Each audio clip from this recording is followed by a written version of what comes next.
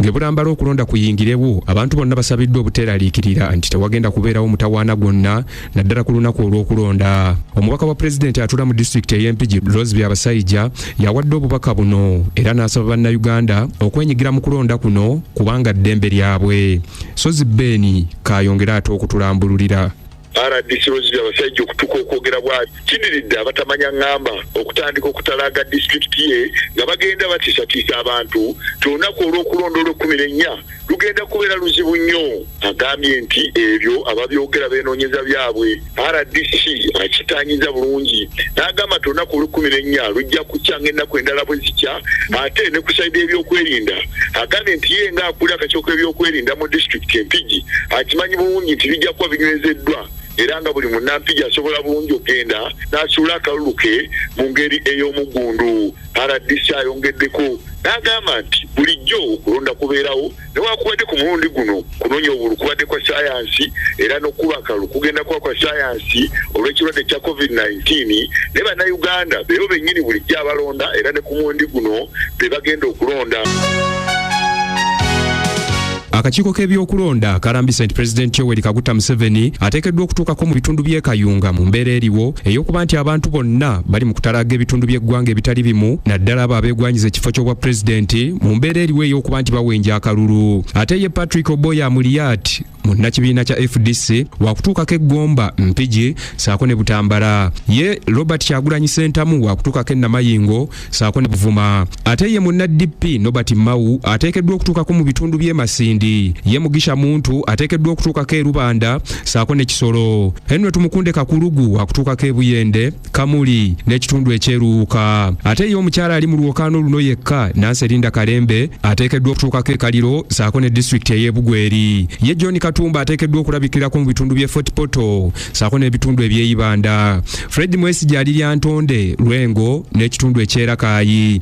Joseph Kabuleta okusinziira ku nteekateeka y'akakiiko balambise nti ateekeddwa okutuukako mu disitulikiti ey'e Soroti n'ekitundu eky'e Kapchorwa. Omukulu Wire Mayambala akakiiko tekalambise wajja alina kuba mu kiseera kino. Gye buvuddeko akakiiko kano kaalabula nti mu mbeera gye tulimu ng'eggwanga ey'okuba nti ekirwadde ekya COVID-19 kirabika nga kisimbye amakanda mu nsi eno, balabula nti abeesimbyewo okuvuganya ku bifo ebitali bimu tebalina kukuba nkuŋŋaana mu bitundu by'omu Kampala, Wakiso, Mbalala, Kabalole, Luweero, Kasese, Masaka, Jinja, Kalungu, Kazo saako ne disitulikiti ey'e Tororo.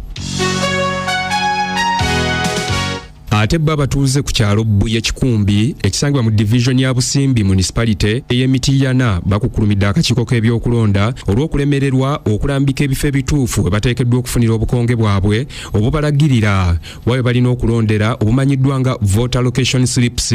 Abatuuze banene abasangiddwa mu maka ga ssentebe ow'ekyalo ekyo nga ye Busimbi Ambrose Kafunda bagamba nti batambudde ekyalo kyonna ne babulwa wa we balina okujja obukonge bwabwe. Bano era bategeezezza nga bwe basanze okusoomoozebwa naddala mu bantu abagaba obukonge buno nga babugaba ng'okusinziira ku ndowooza z'ebibiina by'ebyobufuzi ne bategeeza nti kineno kiviiriddeko bangi ku banna NRM okummibwa obukonge bwabwe. Amannya agange bampita Nansamba Hajala, ntambudde emirundi 2 nga sifuna bukonge bwange.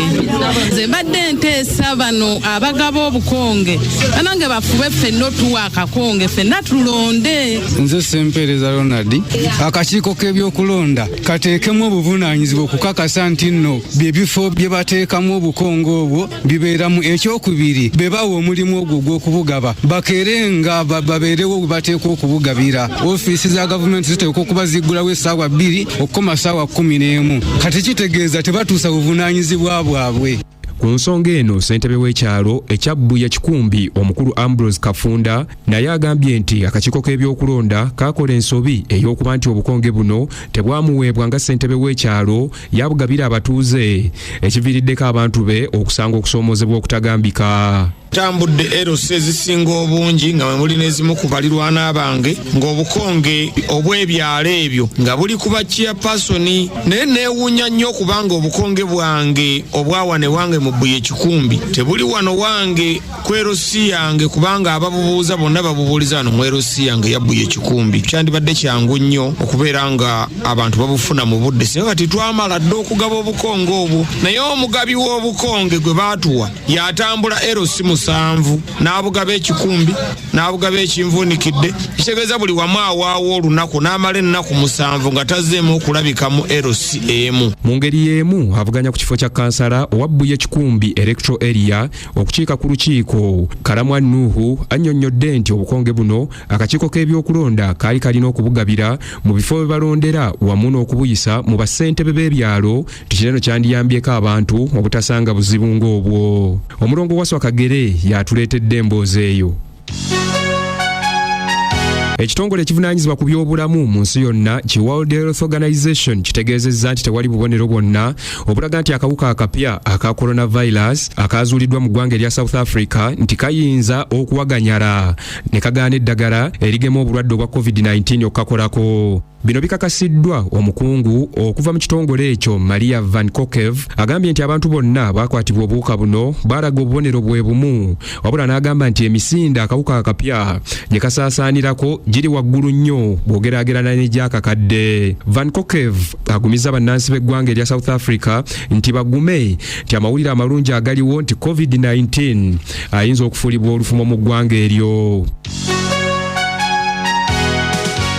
Ate gagava mu ggwanga erya Amerika ababaka ku lukiiko olukulu olw'eggwanga eryo bavuddeyo bonna ne bassa kimu bwe batyo ne basemba Joe Biden ng'omukulembeze omuggya. Kino kijjidde mu kiseera nga abawagizi ba President Donald Trump nga baakamala okulumba ekizimbe ekya US Capitol. Ababaka mwe bateeseza okukkakkana bwe batyo ne batandika okwekalakaasa ekyaviiriddeko abantu bano okulusuulamu akaba.